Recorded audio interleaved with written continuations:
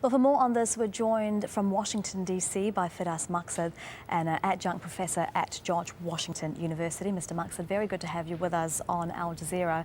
So we've seen so many ceasefire deals made and fallen apart over the course of this civil war. What do you think is different about this one, other than that it's taking place against an even more dire backdrop of so many more lives lost and people in even more desperate conditions? Folly, I would argue that this is indeed an important moment in the history of the region. It's somewhat cliche to say that the Middle East, an area of the world that suffers quite a bit or its fair share of conflict. But this time it feels that with the Turkish army across the Syrian border flexing its muscles, with Saudi Arabia also threatening to send in ground troops into northern Syria, that should this ceasefire fail, there could be significant consequences. We are at the eve of a very important moment in the Middle East. Now, both the Russian Federation and the United States have an interest in not to see this fighting spread further.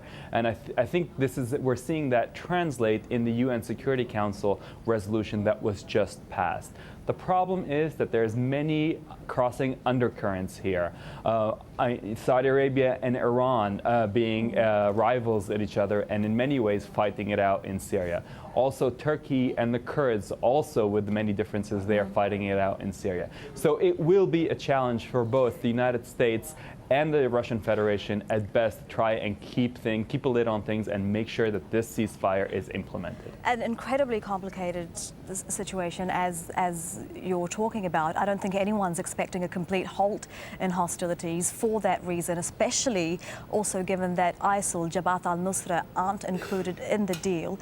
But just how much of a halt do you think will be considered a success, especially given that the continuation of the peace talks involving those international groups that you've mentioned, those countries, depends on how the cessation of hostilities goes? Yes, the battlefield is extremely complex. Many of these groups, their geographic position is intertwined. Jabhat al-Nusra, in particular in northwestern Syria, is in geographic proximity to many of the opposition groups that are supposed to be included in this ceasefire. So there could be several chances at a mishap that undermine this ceasefire.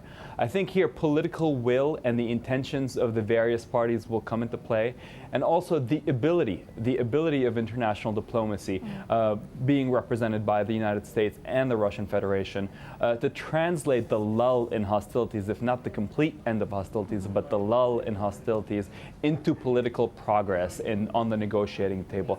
This is what we will be watching for in the next 2 weeks. But overall, there isn't much hope when you talk to people in the region. Firas Maksad, adjunct professor at George Washington University, joining us live from the US Capitol. Thank you very much for your time. We appreciate it.